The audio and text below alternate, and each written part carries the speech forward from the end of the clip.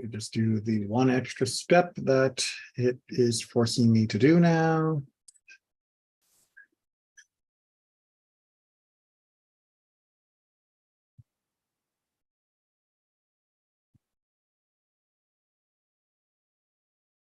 Okay, I think it is. Oh, hold on. Why are you giving me grief here? You say you're public. You say it's fine. Why are you not allowing the chat system? Well, you know what? It is what it is. It's the joy of working with technology, as I keep saying. Rabbi, was the Mishnah changed after the time of Judah Nasi, Judah the Prince? Yes and no. I know that's your favorite answer.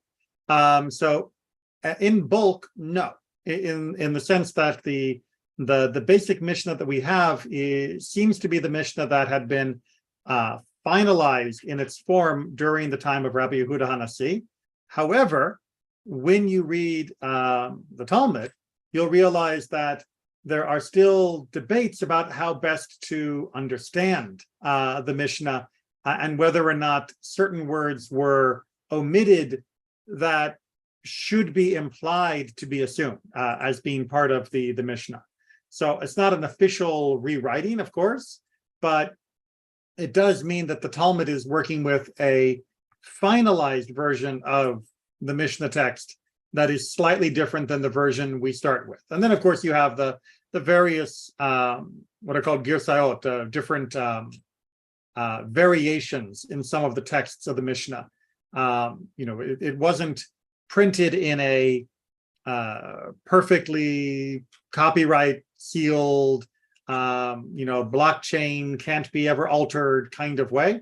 And so definitely there were slight variations of wording in different versions floating around, but we're still looking at, a massive commonality of all those texts. It wasn't like one said this is kosher and one said it isn't. Generally speaking, they were very, very, nearly identical. Yeah, I was reading a book right now that said Judah tried to change the text himself and his son was against it. And I think they said Rabbi Haya, the Great, may have tried to change some of them. So, that's the idea. It's not a question of changing the halakha. It's a changing of what best phrasing encapsulates the halakha. Like we've talked about before, the Mishnah is not a verbatim transcription of what God said to Moses. God did not actually read, here we are in Niddah 4:7, God did not actually read out throughout all the 11 days a woman is in presumption of cleanness. But God gave the content to Moses in whichever way was best for Moses to hear. And then Moses gave that content to Joshua in the way that was best for Joshua to hear, and so on, teacher to student, all the way through. So there can be debates about what's the best way to put that content out if you are left with only one version. That's the difficulty, is the Mishnah is a single version written down, and you have to be careful with single versions written down to make sure that they don't inadvertently lead people into error. That's why when we read one sentence, we talk about it for a while to make sure that it's perfectly clear to everybody involved what's actually going on. Yeah, no, the only question I was wondering if there's different versions of that one version. Well, like I said, there is some variation. They're not all identical, but they are nearly so. No substantial changes once we reach the Mishnah, but then we do also compare it to what are called Braitot, the most famous collection of which is called the Tosefta. And the Braitot are the other texts taken from this time period of the Tanaim that were not as finalized in the eyes of the community as the Mishnah, but were still of important informational status for trying to understand the Mishnah, elaborate on it, contrast with it, etc. And again, that's a big part of what the Gemara ends up spending its time on. Make sense? Yeah. But it wasn't like there was, Mishnah 1 and then Mishnah 2, and they were completely opposed on most things. Yeah, I just read something like after it was published that the Rebbe and some other people went back to try to change it. Well, okay, so this was something that our introductory to Mishnah class tried to make really clear to us. When we talk about publishing an ancient text, we don't mean publishing like Simon and Schuster in 2023. It means the general acceptance of a version of the text as being the norm to such an extent that when a competing version is introduced, the majority of the community will recognize it as not being the correct version. But yeah, it's not like there was a sealed vault with the, what do they call it from KFC? The 7 herbs and spices, the secret recipe. It's not like there was a perfect version or the official kilogram that's kept for measuring against. There wasn't a perfect version per se. But the Talmud was sealed though, right? So where it couldn't be changed? Well, yes. And again, that doesn't mean that there aren't different versions of the Talmud floating around out there. Nobody was trying to change it intentionally, but you do have different editions of the Talmud, and that's what textual criticism tries to come down and do study of different passages, look at the various versions we have from modern publications all the way back through handwritten manuscripts to try and figure out what was the most likely version that was universally agreed upon. But then scholars can continue to debate about that. But like I said, most of these debates are over 1 or 2 words here and there. It's not over substantive issues. So very interesting for scholars. Mildly interesting occasionally for halakha, but since we usually don't make our decisions based on halakha from either the Mishnah or the Talmud directly, but allow the tradition from the last, 1800 to 1500 years, more like 1300 years, guide our understanding of both these texts when it gets to practical matters. One word difference here and there is not usually making a difference. Okay, with that theoretical discussion on the table, let's get to the practical. We are picking up with the final Mishnah of chapter 4 because we just ran out of time 2 weeks ago. Again, thank you to everybody. It so happened that we've had recently a number of life cycle events that required me to be in attendance, and we had to skip our Wednesday classes, but we are back and picking up where we left off. Chapter 4, Mishnah 7. Throughout all the 11 days, a woman is in a presumption of cleanness. What are we talking about here? Well, I've sort of talked about this before, but let's keep reviewing. When a woman is in the biblical period of Niddah, that means that she sees the first sign of the beginning of her menstruation. She then counts for 7 clean days. The period immediately after that, the next 11 days, is what we are talking about here. So it is day, what would that be? 8 through 18, I guess would be the calendar numbers.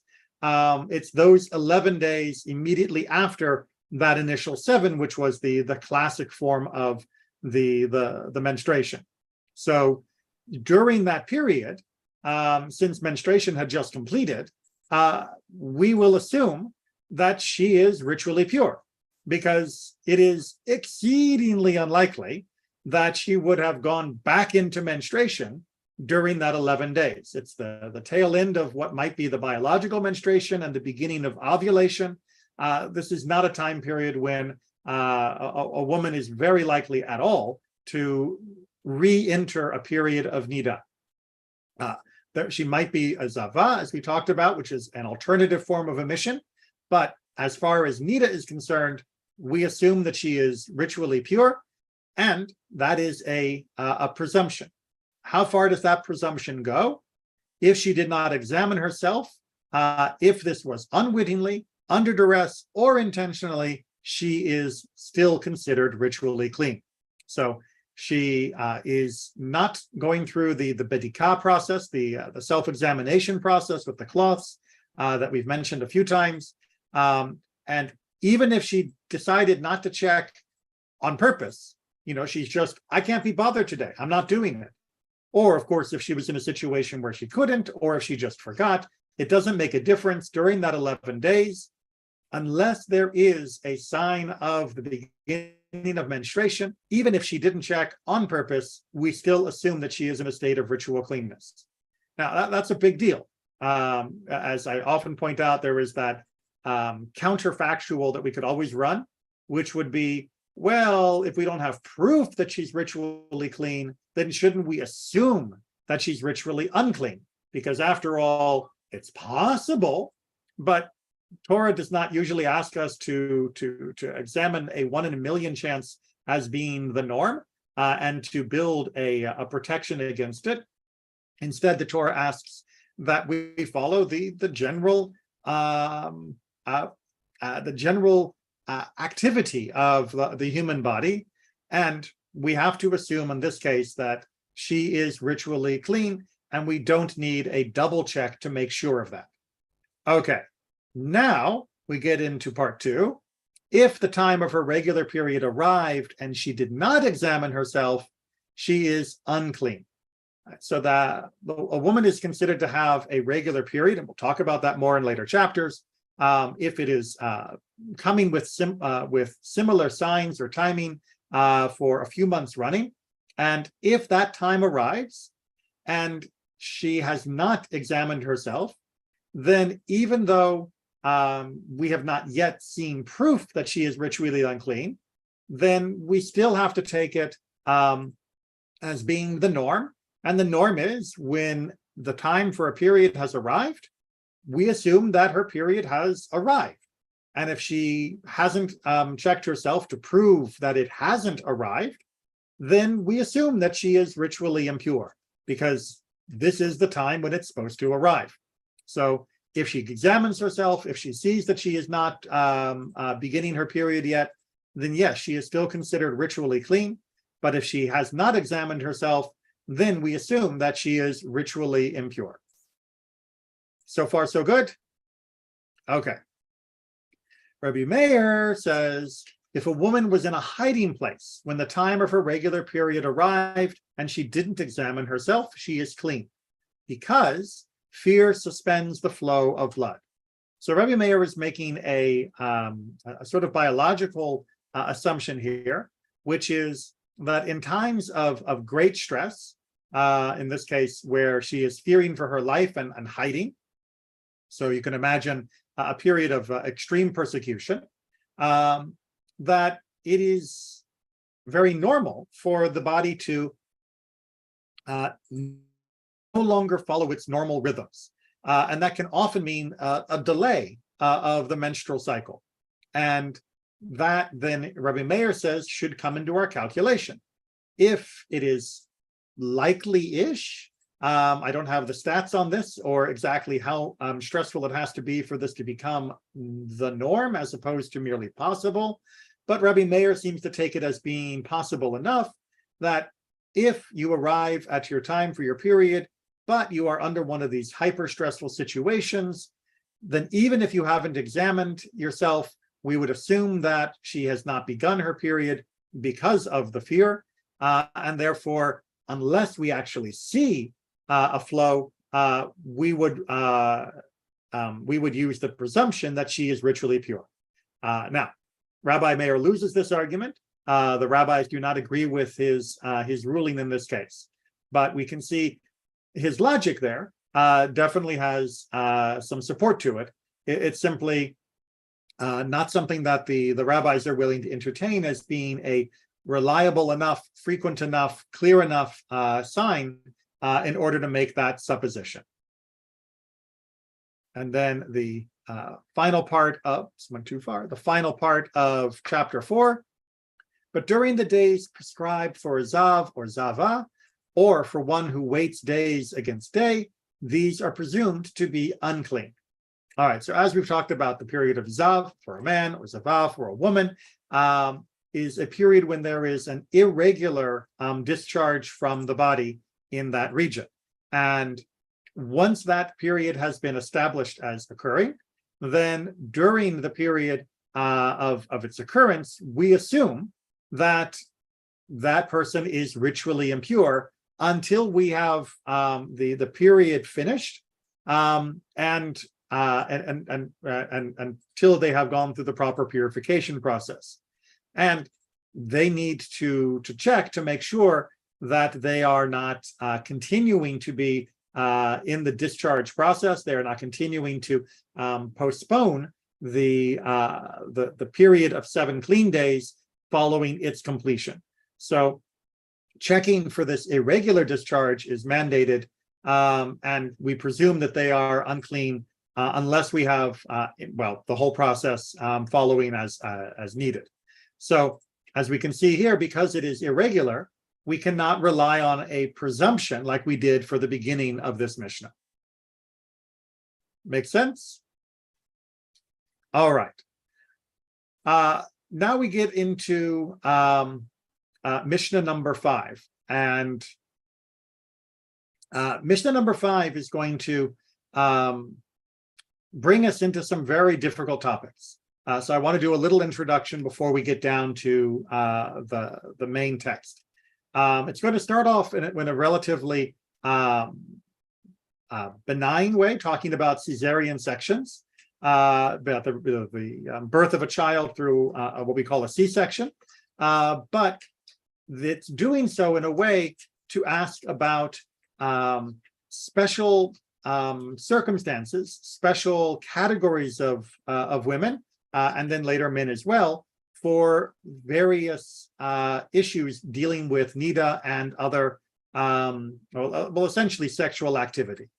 Now, the Mishnah will, as is its norm, treat this very matter-of-factly and treat this very legally.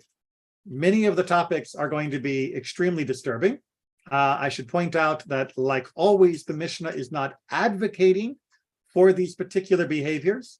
The Mishnah is simply cataloging what the legal ramifications are should these activities take place, or in some cases, should these crimes take place.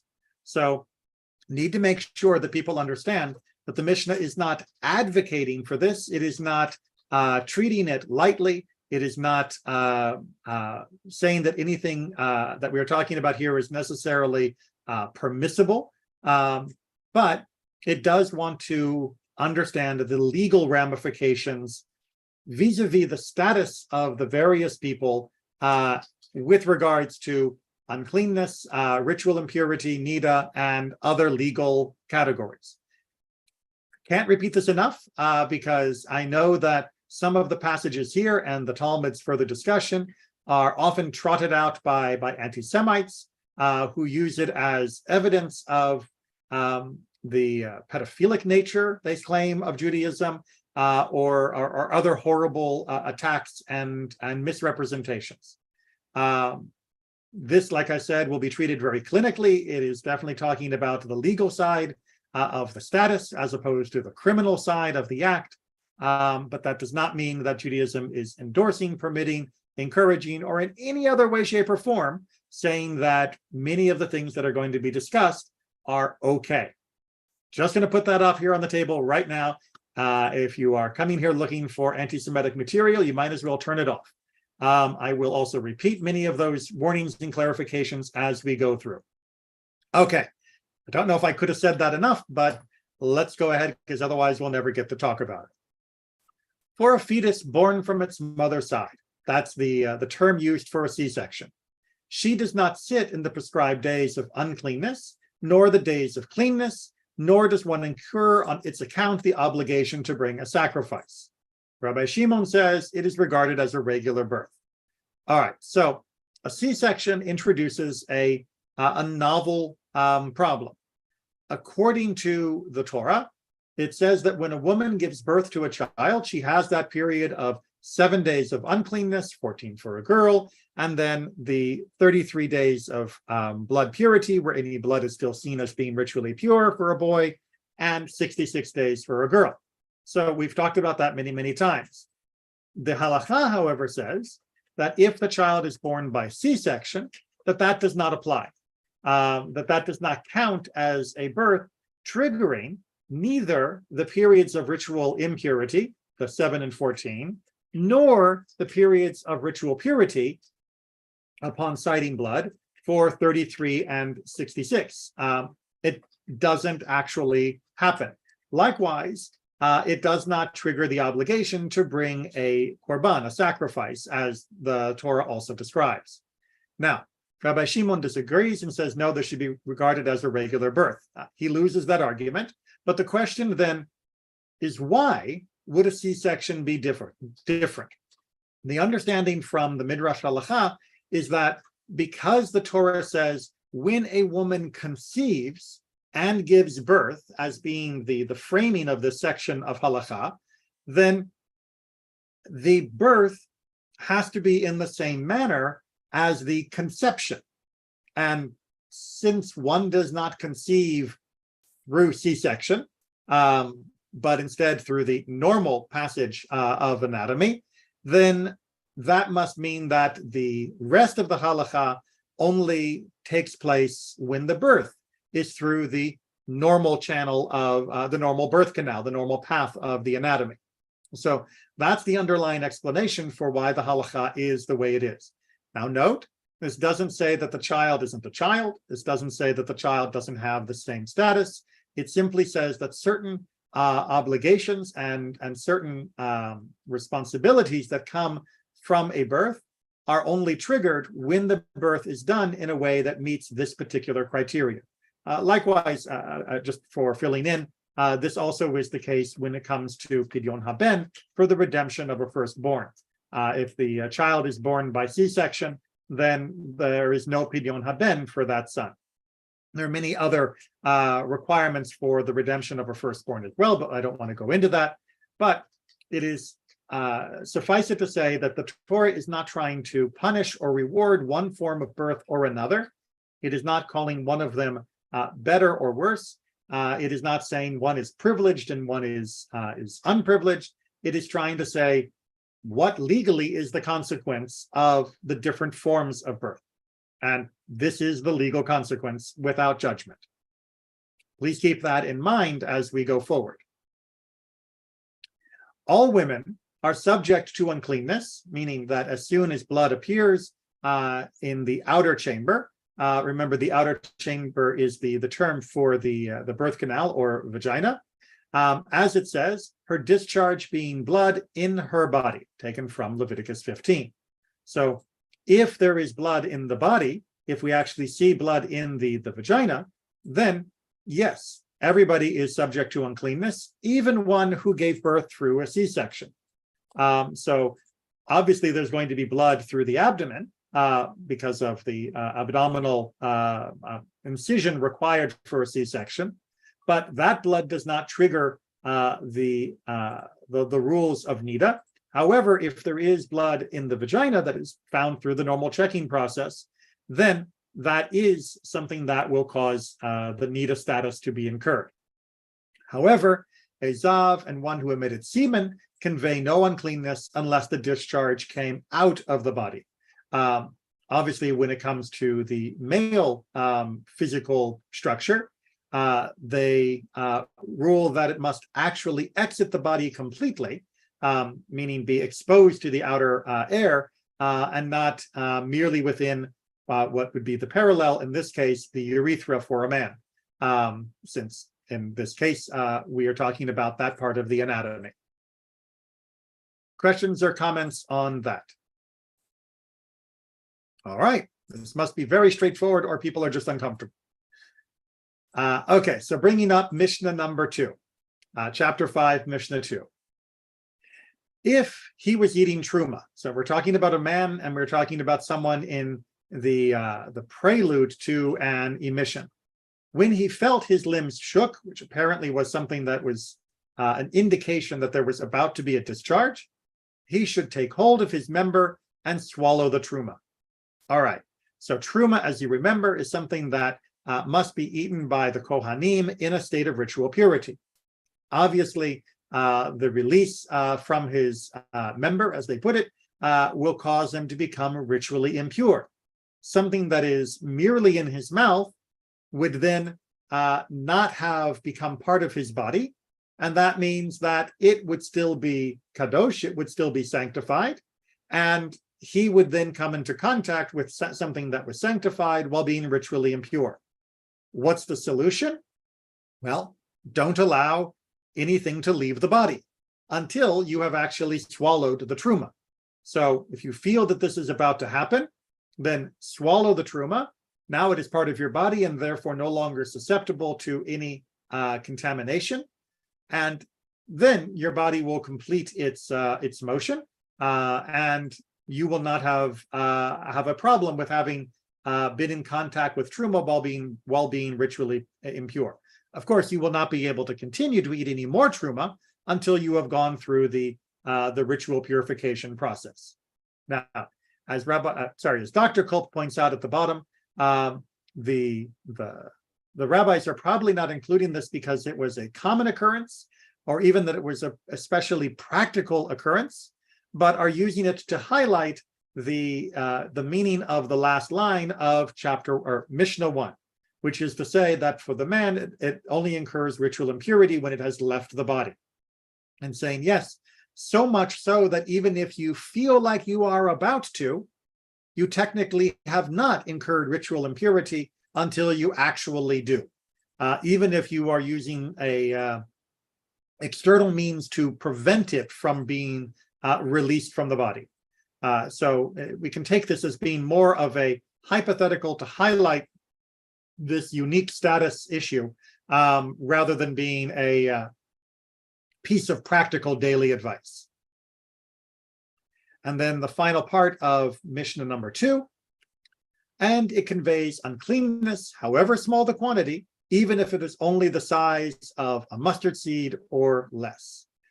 So once you have a discharge of these types, as explained by Dr. Kulp, then even if it is the size of a mustard seed or less, meaning any amount, a mustard seed is considered the smallest size substance that is visually easy to identify. But if there is any size at all of emission, then we are engaged in the ritual issues of purity that need to be taken care of. All right, questions on that? I think I went over it fairly thoroughly. All right. We are now getting in Mishnah 3 into the topics that I mentioned at the very beginning that are going to deal with the development of the human body. We're going to talk about the woman's body in particular because we are in Masechet Niddah, but we will also talk about the development of boys as well. Like I said, as we go through this, we are trying to analyze the halakha that goes along with a development of a child's body. We are not trying to go through the recommendations of what one should do with a child's body, merely the technical impact of the different stages of development. A girl 1 day old defiles due to menstruation. All right, so what are we saying here? We're saying, look, if it looks like the blood is menstrual blood, and like I said, we will talk more about identifying such things. Actually, we already have done a little bit. Then even though she is a newborn, and it is highly doubtful that she is actually in a menstrual cycle because her body clearly would not have gone through puberty or developed anything like the ability to do this.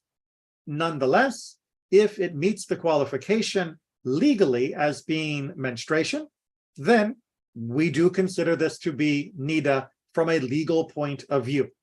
Again, we are not calling this menstruation from a scientific point of view, but as far as the rules of halakha that we must then implement, we will treat any sign that meets the qualification of menstruation as though it were actually Niddah, even if biologically this is not a possibility. Again, we're talking about legal categories here, not about biology. A girl 10 days old defiles due to ziva.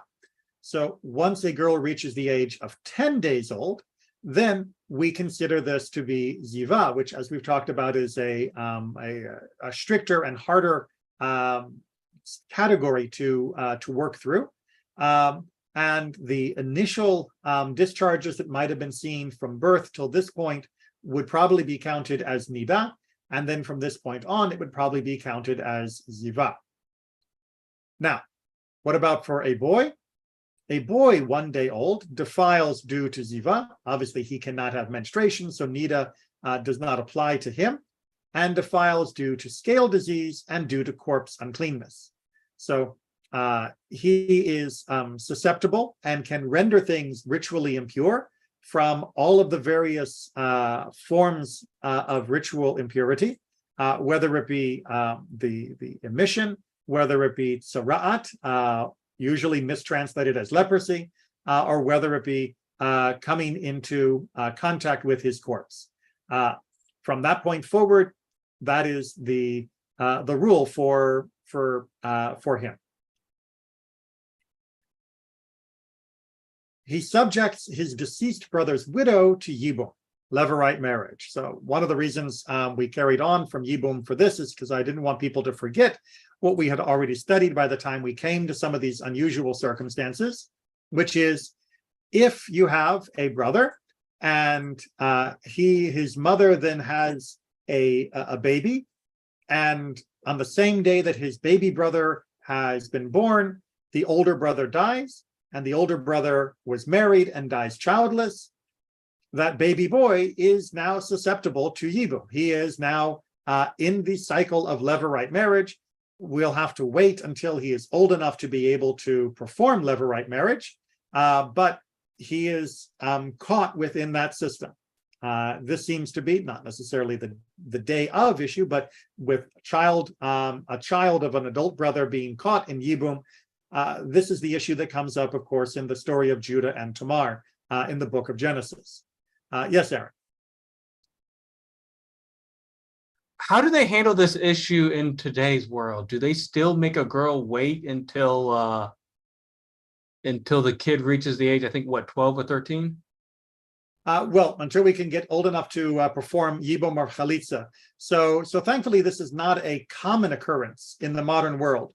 In order for this to really be a significant issue, obviously there would need to be more than 13 years between the brother and the youngest, with no other brothers in between. So that already makes it exceedingly unlikely to be an operative condition. Oftentimes there are other ways to nullify the situation in order to free the woman from this issue. Within the conservative movement, we are more than willing to use hafka'at kiddushin, the uprooting of the original kiddushin to the original wife of the deceased brother, so that she is not bound in order to free her to not have to wait for the child to become old enough.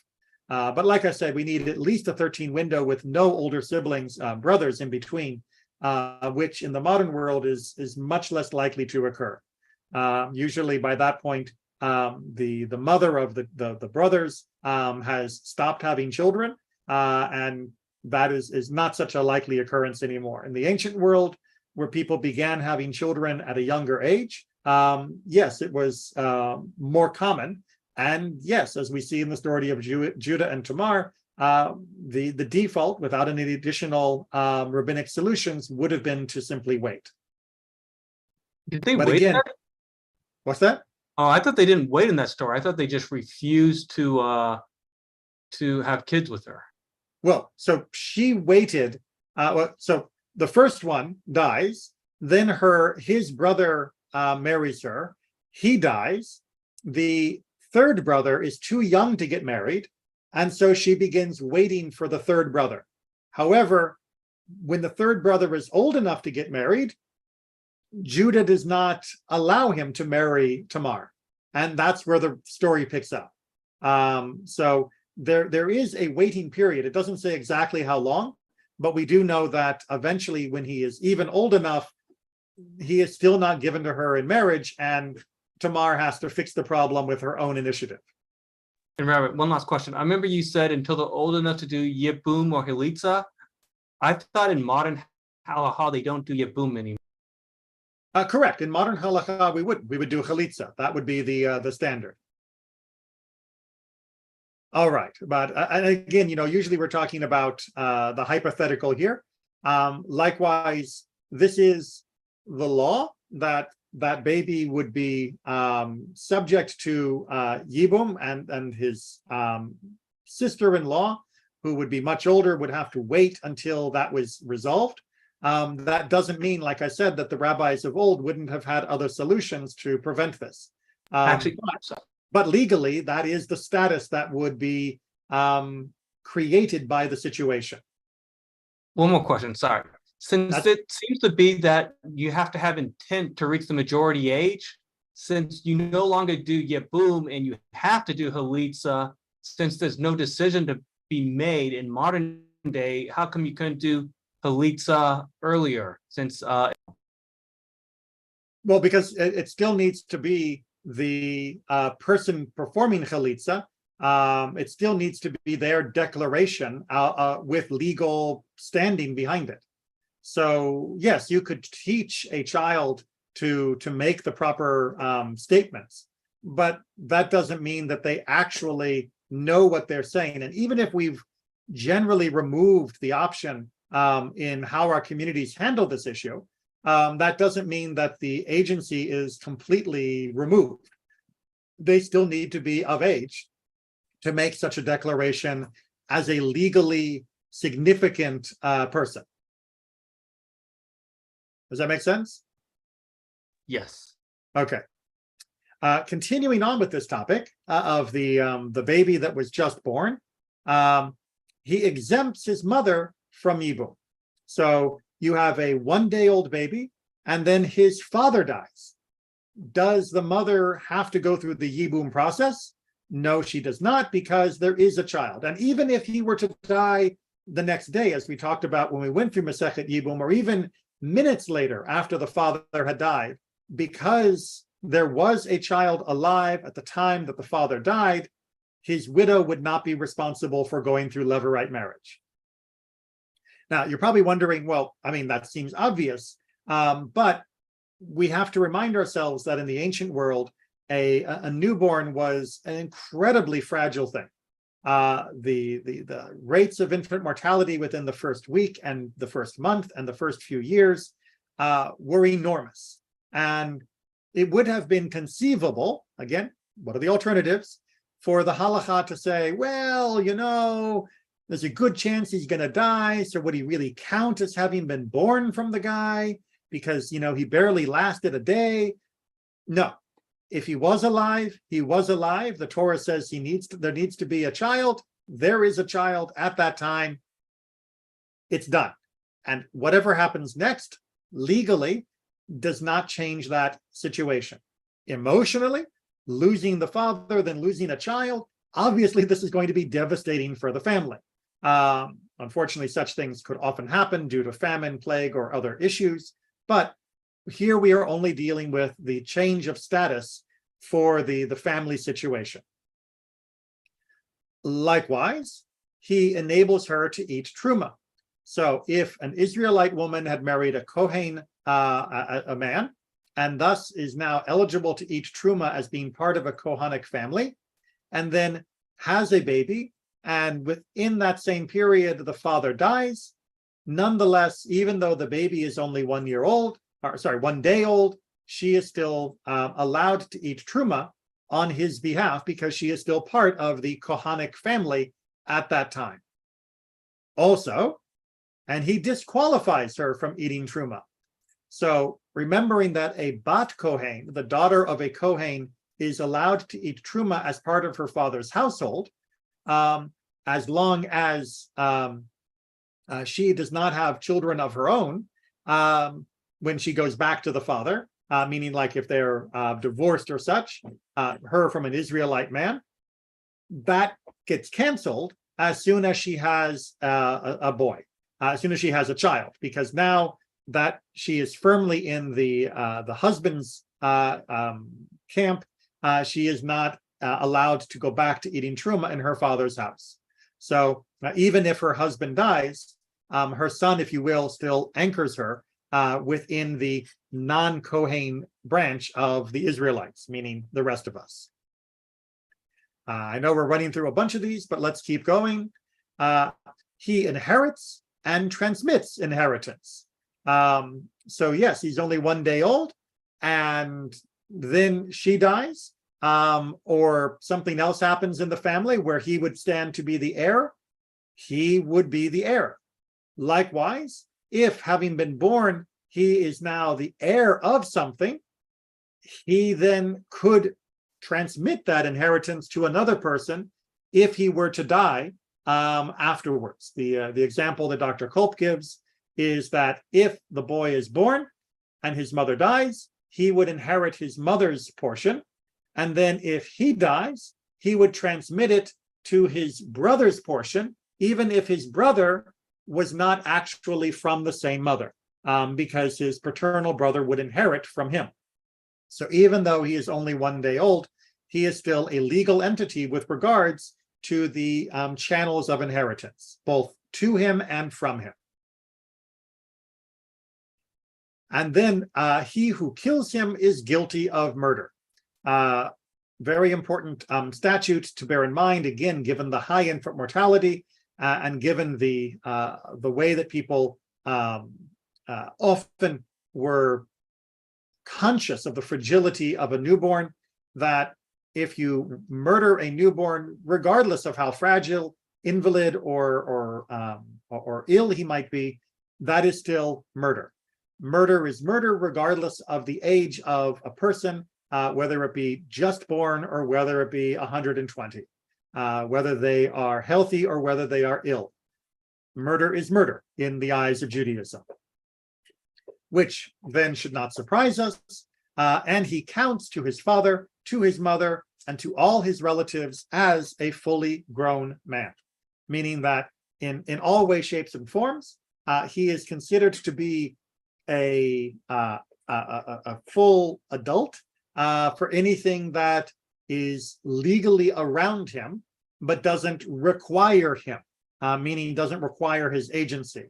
But as a legal unit, he counts, even though he is a child. Okay, questions, comments? Okay, it's going to get rougher from here on out, as I keep warning you. Again, if you are uncomfortable with topics regarding the sexual relations with somebody that is underage and its legal ramifications, then by all means, please stop. And you can, join us hopefully next week, and I'll put a warning at the beginning of next week if we're still on this.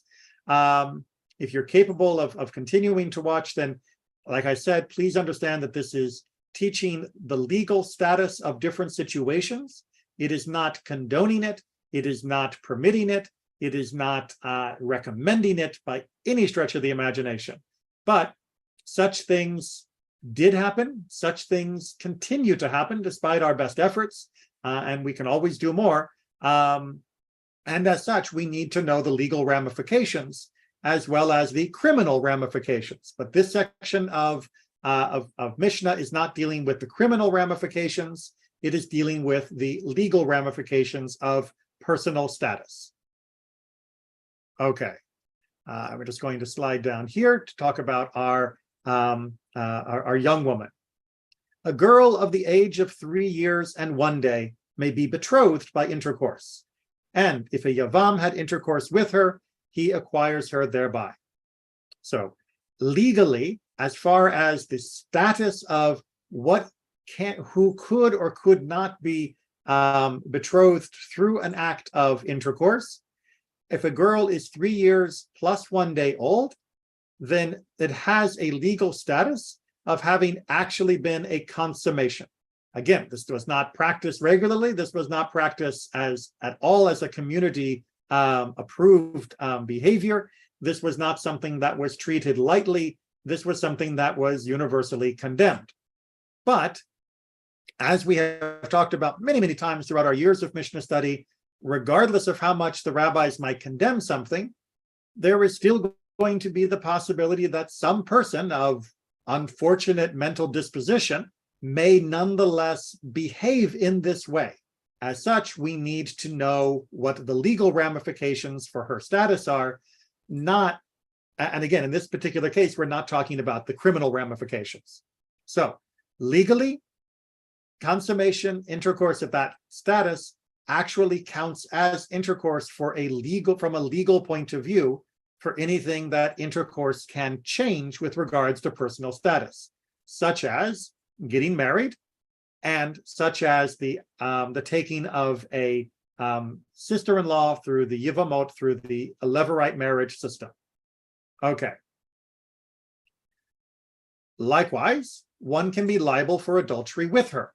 So if she is betrothed in the more non-sexual way, meaning she is now engaged in the Jewish sense, which is a high level of commitment to another spouse, then if somebody were to sleep with her, whether you wanted to pretend she was willing or not, or more likely she was raped, that not only counts as rape, but that also would count as adultery, because she is legally, in the eyes of Judaism, betrothed to this other man, even if there had not been consummation.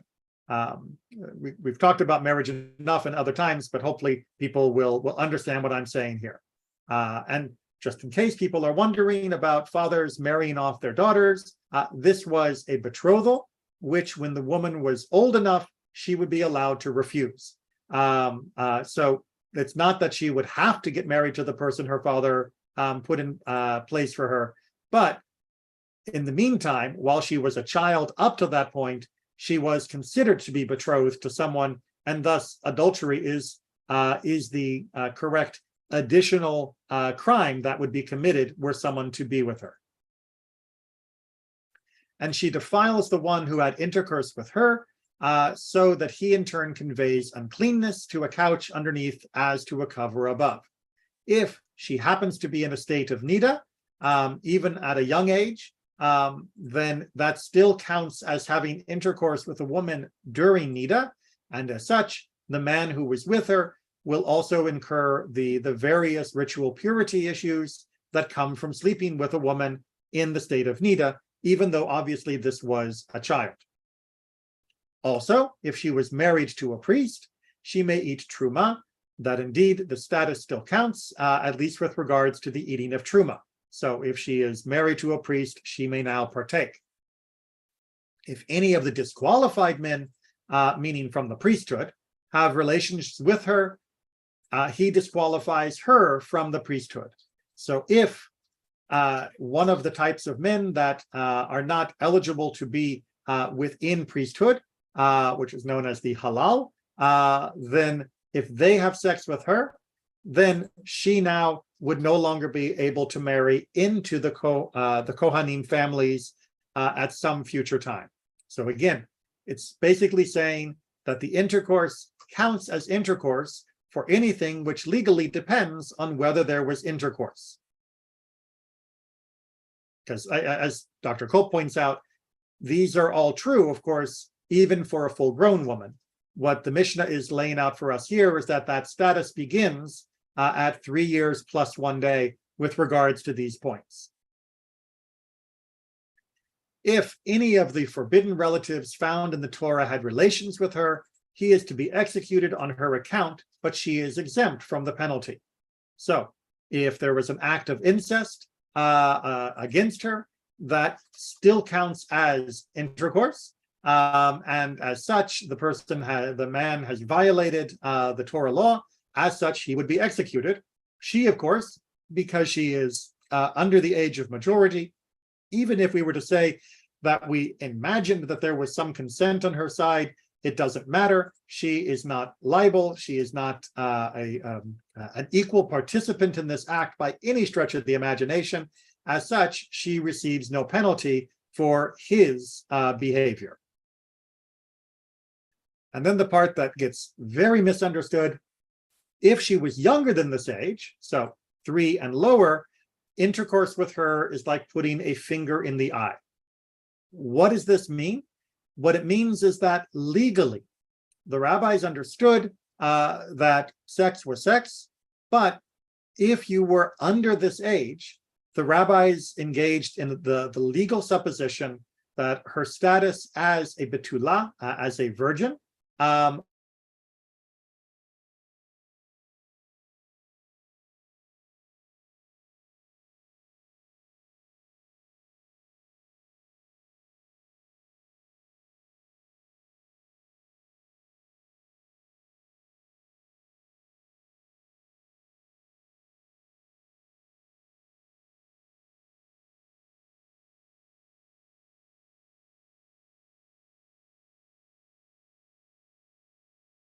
is mentioned.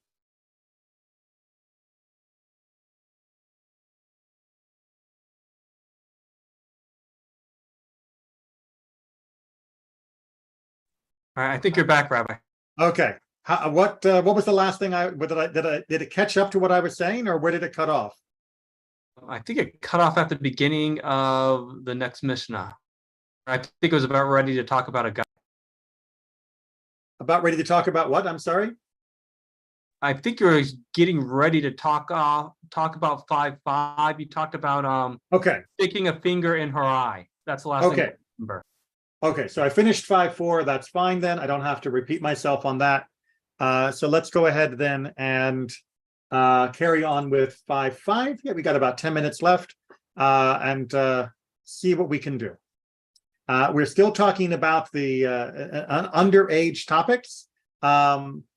So again, I warn people that this may not be a comfortable discussion, but the Mishnah is trying to simply work out legal definitions. It is not talking about whether this is morally good. In fact, it isn't. Okay.